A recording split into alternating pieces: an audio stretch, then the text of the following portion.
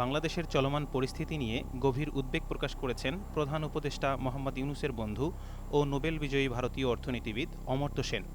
পশ্চিমবঙ্গের বীরভূম জেলার শান্তিনিকেতনে ভারতীয় বার্তা সংস্থা পিটিআই-এর সঙ্গে একান্ত সাক্ষাৎকারে তিনি বলেন, বাংলাদেশে অন্তর্বর্তী সরকার গুরুত্বপূর্ণ পদক্ষেপ নিচ্ছে, কিন্তু এই অচল অবস্থা সমাধানের জন্য সামনে দীর্ঘ পথ পাড়ি দিতে হবে।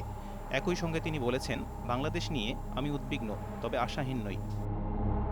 জাতিসংঘের মানবাধিকার দপ্তর বাংলাদেশে আসন্ন জাতীয় নির্বাচনের আগে অংশগ্রহণকারী সব রাজনৈতিক দল ও প্রার্থীদের জন্য সমান সুযোগ নিশ্চিত করার সুপারিশ করেছে।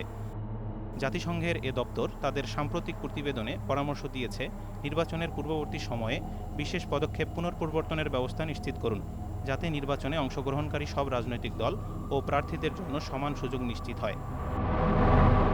সংযুক্ত আরব আমিরাতের প্রায় ৬৪৪টি প্রধান সুপারমার্কেট রমজান মাসে ১০,০০০ পণ্যের ওপর ৫০% বেশি ছাড় ঘোষণা করেছে। এর মধ্যে একটি সংস্থা ৩.৫ কোটি দিরহাম সমমূল্যের ছাড় ঘোষণা করেছে। গত ২৫ ফেব্রুয়ারি দেশটির অর্থ মন্ত্রণালয় এ তথ্য জানায়। যুদ্ধবিধ্বস্ত গাজা উপত্যকায় মানবিক সহায়তা পণ্য প্রবেশের সব পথ বন্ধ করে দিয়েছে ইসরায়েল। ভগ্নপ্রায় যুদ্ধবিরতির প্রক্রিয়াকে সামনে এগিয়ে নিয়ে যেতে হামাস ও ইসরায়েলি কর্তৃপক্ষের আলোচনায় অচল অবস্থার মধ্যেই গত ২ মার্চ প্রধানমন্ত্রী বেনিয়ামিন নেতানিয়াহুর অফিস এই সিদ্ধান্তের কথা জানিয়েছেন। ব্রিটিশ প্রধানমন্ত্রী কিয়ার স্টারমার ইউক্রেন যুদ্ধের অবসান এবং দেশটির নিরাপত্তা নিশ্চিত করতে ৪ দফা পরিকল্পনা ঘোষণা করেছেন।